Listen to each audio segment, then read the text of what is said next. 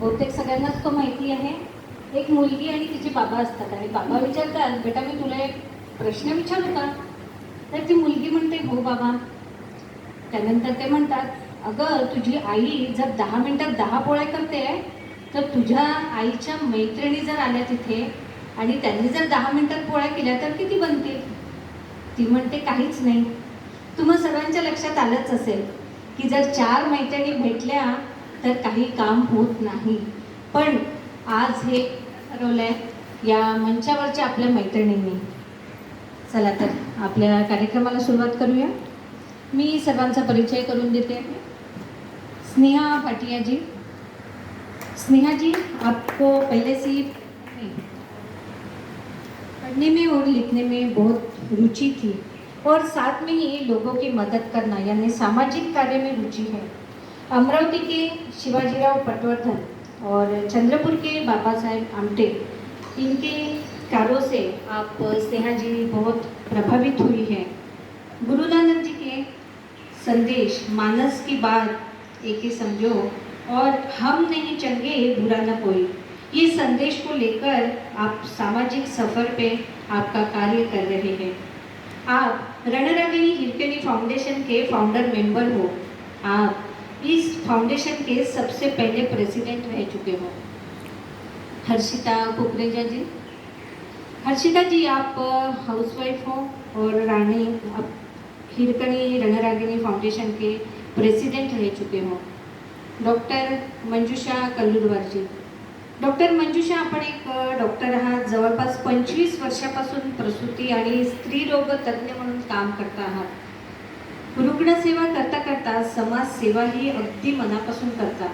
मंजुषाजी, आपण रणरागिणी हिरकणीच्या आज प्रेसिडेंट आहात. आपण बरेच आरोग्य शिबिर देखील आयोजित केलेले आहे. डॉक्टर सपना जैन. सपना जी, आप एक डेंटिस्ट हो और आपने 10 साल से आप प्रैक्टिस कर रहे हो. 2018 से आज तक आप रणरागिनी हिरकणी से जुड़ी हुई हो और आप वाइस प्रेसिडेंट हो. आपने बहुत से हेल्थ कैंप लिए हुए हैं और आज आप इंडियन डेंटल एसोसिएशन चंद्रपुर और बल्लारपुर मेडिकल एसोसिएशन के मेंबर हो. सिमरन सैयद जी. सिमरन जी, आप एक मेकअप आर्टिस्ट हो. सिमरन जी, आप जब रणरागिनी हिरकणी इस्टेब्लिश हुई तब से इससे जुड़ी हुई है.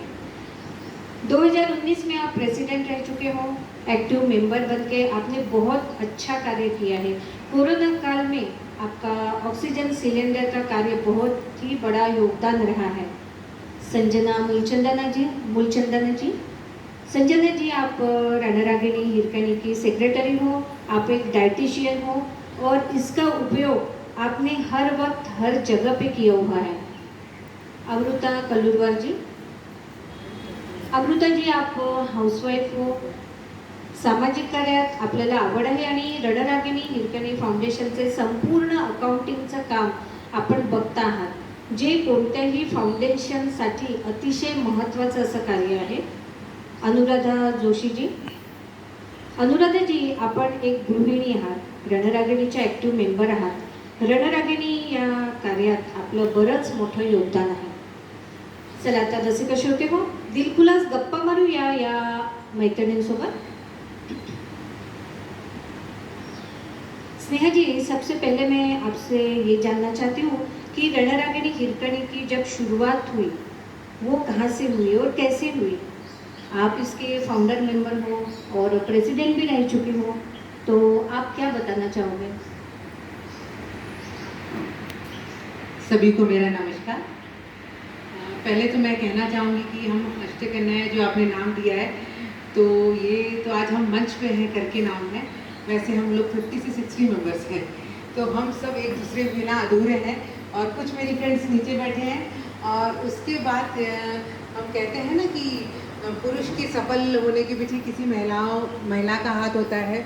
उसी तरह हमारे बीच हमारे भैया लोग कहें, दोस्त लोग कहें आए हैं. सलमान सर, प्रवीण सर, प्रेम भैया, ऐसे हमारी और तब्रेज़ सर, पूरी टीम है जो वो हमारे बैकबोन हैं. हम अकेले कुछ नहीं कर पाते थे कोरोना में भी हर जगह।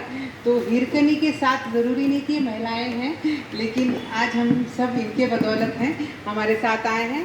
तो मैं चाहूँगी कि एक बार इनके लिए भी ज़ोरदार तालियां हो जाए। मैम, इसकी शुरुआत इस तरह हुई कि हाँ, हम सभी फ्रेंड्स पहले से ही थे, एक दूसरे से मिलना होता था और कहीं ना कहीं लगता था कि कुछ हम समाज के लिए करें। और जैसे कि आपने देखा कि मेरा महका पेरेंट्स वगैरह था, और मुझे मैंने आपको लिख के दिया, आपने बोला कि मुझे पढ़ने में और लिखने में रुचि थी। पढ़ने में थी, लेकिन पढ़ाई करने में नहीं थी।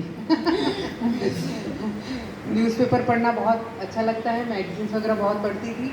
और पहले से ही सोशल वर्क में, जो बचपन में मेरे इसमें एक ये रहता था, गणपति जी जब बैठते थे सार्वजनिक, तो मुझे ऐसा लगता था कि मैं एक लड़की होगी, बाकी तो सब लड़के लोग चंदा इकट्ठा करके वो प्रोग्राम अरेंज करते थे और मैं पूरी टीम तैयार करती थी, उसमें लड़के लड़कियां और पूरा ग्रुप करके हम लोग बहुत सारे फेस्टिवल्स जो भी रहते थे, तो वो अंदर एक रहता था कि हाँ, सबको लेके कुछ करना है।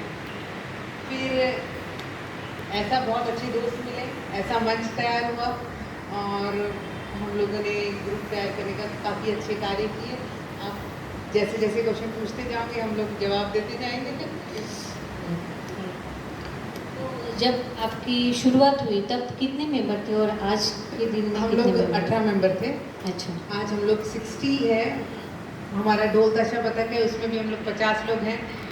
सर लोग पकड़ के हम लोग 100 से ऊपर ही होंगे। अच्छा, तो मुझे यहाँ पे एक बात पूछनी है आपको कि रणरागिनी हिरकणी, ये नाम कैसे क्या आपको यानी अच्छा लगा है कैसे? आज हमारी फ्रेंड साखरकर भाभी आ नहीं पाए, नीलिमा साखरकर मैडम। हम लोगों ने जब बैठे और कुछ अच्छा नाम देना है सोचा, तो काफ़ी सजेशंस आए, एक ने सबने दिए, लेकिन जब हिरकनी की स्टोरी हमने सुनी और देखा, हीरा यानी डायमंड भी होता है हिरकनी, तो वो नाम दिया। और फिर जब हमने रजिस्ट्रेशन कराने गए तो बोले कि ऑलरेडी ये नाम से है संस्था, तो इसके आगे और कुछ जोड़ो। तो फिर हमने बहुत सारा, फिर साखरकर मैडम ने ही इसके आगे रणरागिनी लगा के हमारी संस्था का नाम रणरागिनी हिरकनी हुआ। और हम लोग बहुत गर्व और प्राउड महसूस करते हैं, ये नाम से भी हमें जानते हैं और बहुत अच्छा महसूस होता है। Thank you. हर्षिता जी, मैं आपको पूछना चाहूँगी, आप भी प्रेसिडेंट रह चुके हो, तो आपका अनुभव कैसे रहा और आप इससे कैसे क्या जुड़ी? सबसे पहले आप सबको मेरा नमस्कार। मैं स्नेहा भाभी से अच्छी फ्रेंडशिप थी मेरी। उनको ऐसा लगा कि हम, मेरे लिए नहीं, हम सबको जोड़ने का सबसे बड़ा श्रेय स्नेहा भाभी का है कि उनके फ्रेंड्स तो बहुत सारे थे, बट उन्होंने सबके अंदर देखा कि किसके अंदर क्या क्वालिटीज़ है और किसके अंदर सेवा भाव है। उन सभी लेडीज़ को उन्होंने जोड़ के चला और उसके बाद में जितना भी एंकरेज किया स्नेहा भाभी सबको। कहीं पे भी हम डिमोटिवेट हुए तो वहाँ स्नेहा भाभी हमें मोटिवेट करती है और भाभी के बगैर हमारा ग्रुप कुछ नहीं है। स्नेहा भाभी ये है जो हम सबको लेके चलती हैं। तो आपके उस टाइम के प्रोजेक्ट्स कौन से थे, आप बताइए। जब मैंने मेरा पदभार संभाला 1 जनवरी को 2020, उस दिन फर्स्ट डे हम लोगों ने न्यू ईयर गवर्नमेंट हॉस्पिटल में सेलिब्रेट किया था, जो वहाँ न्यू बॉर्न्स बेबी थे उनको हुडी देके। अच्छा। वो 1 महीना हमने प्रोजेक्ट लिया। उसके बाद में 26 जनवरी को हम लोगों ने कुछ कॉन्वेंट्स में नहीं, जो गवर्नमेंट स्कूल्स हैं वहाँ पे चॉकलेट्स बिस्किट्स दिए। जो बच्चे थे वहाँ, उन लोगों को बहुत खुशी हुई कि कुछ हिरकनीज़ वहाँ जाके सबको दे के आई थी। उसके बाद में ऑनेस्टी शॉप्स का हमने एक प्रोग्राम लिया था, जहाँ बच्चों को ये सिखाया था कि ऑनेस्टी क्या होती है।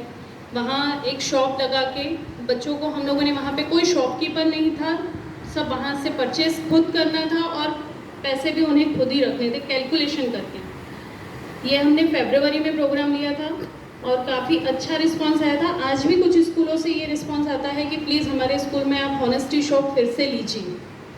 उसके बाद में मार्च में तो हम लोगों की जो तैयारियां थी, हम लोगों की नहीं, वो तो पूरी देश की जो भी तैयारियां थी वो सब फेल हो गई थी, क्योंकि कोविड आ चुका था। कोई कुछ भी समझ नहीं पा रहा था कि किसे क्या करना है। हमारी सारी तैयारियां एक तरफ, और हमें फिर हम लोगों ने सब ऑनलाइन अपना ग्रुप बना के उसमें हम लोगों ने अलग से डिसीजन लिया कि किसे कब क्या करना है, और सबने बहुत अच्छा सहकार्य किया।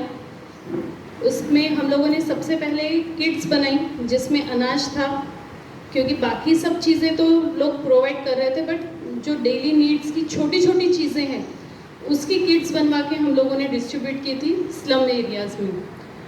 और सेकंड, जहां हम लोग बच्चों को बिजी रखना घर पे सबके लिए बहुत बड़ा टास्क था, उसमें हम लोगों ने बच्चों के लिए ऑनलाइन क्लासेस लेने की बजाय हम लोगों ने ऑनलाइन कंपटीशन ऑर्गेनाइज किया था, जो रोज़ का बच्चों को अलग अलग कॉम्पिटिशन्स दिया जाता था। उसमें बच्चे 1 महीने तक बहुत ज़्यादा बिजी रहे। उसके बाद में हम लोगों ने देखा कि ऑक्सीजन सिलेंडर्स की बहुत ज़्यादा प्रॉब्लम आ रही है। फिर हम लोगों ने ऑक्सीजन सिलेंडर का प्रोजेक्ट स्टार्ट किया, जिसमें सबसे ज़्यादा अच्छे से सिमरन भाभी ने और स्नेहा भाभी ने संभाला। तो पूरे ग्रुप ने था, बट रात बेरात जागना और उसे सारे फ़ोन्स को अटेंड करके हर जगह बराबर उस चीज़ को पहुंचाना, हर सिलेंडर को पहुंचाना।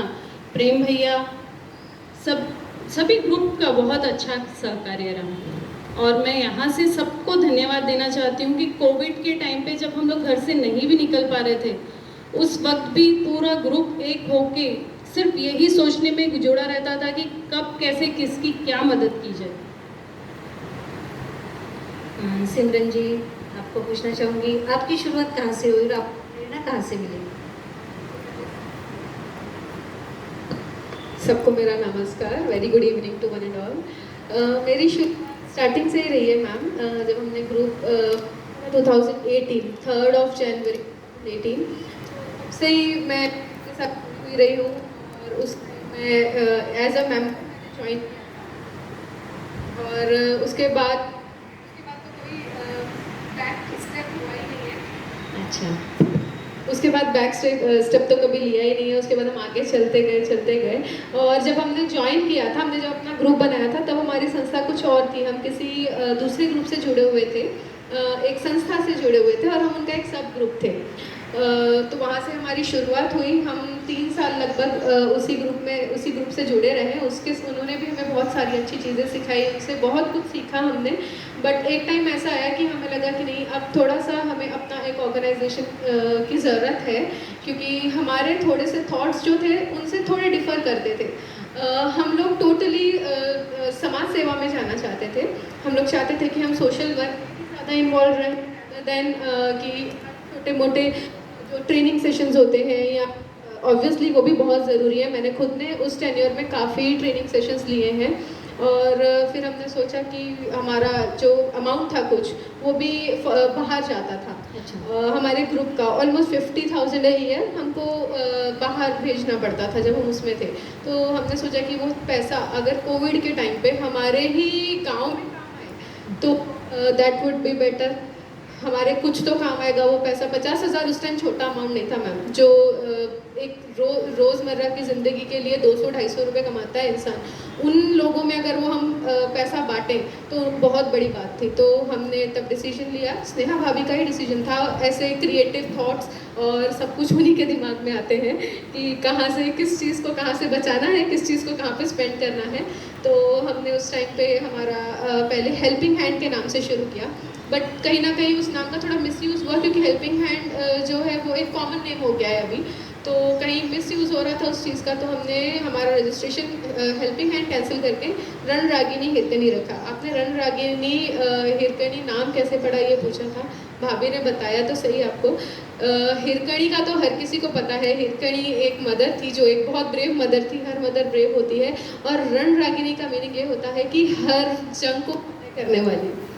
तो हर माँ हर जंग फतेह करती है, और हम सब मैरिड हैं, हमारे सबके बच्चे हैं, तो हम लोगों में वो भावना ऑलरेडी पहले से ही इनबिल्ट थी।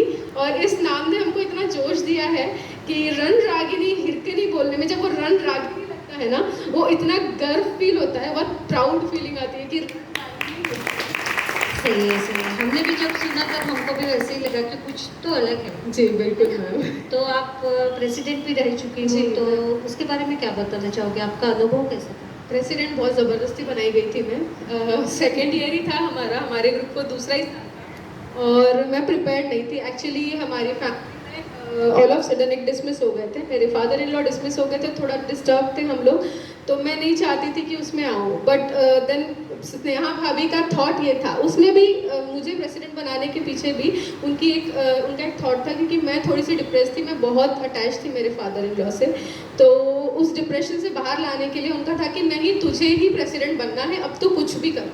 और जब मैं नहीं मान रही थी तो उन्होंने मेरे हस्बैंड को बोला कि नहीं सिमरन को ही बनना है, कोई है ही नहीं, ऑप्शन ही नहीं है दूसरा। और उसके बाद ऑलमोस्ट 2.5 महीने के बाद, मेरे फादर इन लॉ के डिसमिस के 2.5 महीने के बाद मैं पहली बार घर से बाहर निकली, और वो घर से बाहर ऐसा निकली कि इन्होंने सीधा मुझे भेज दिया। प्रेसिडेंशियल एकेडमी होती थी उस टाइम पे, हमारे टाइम पे।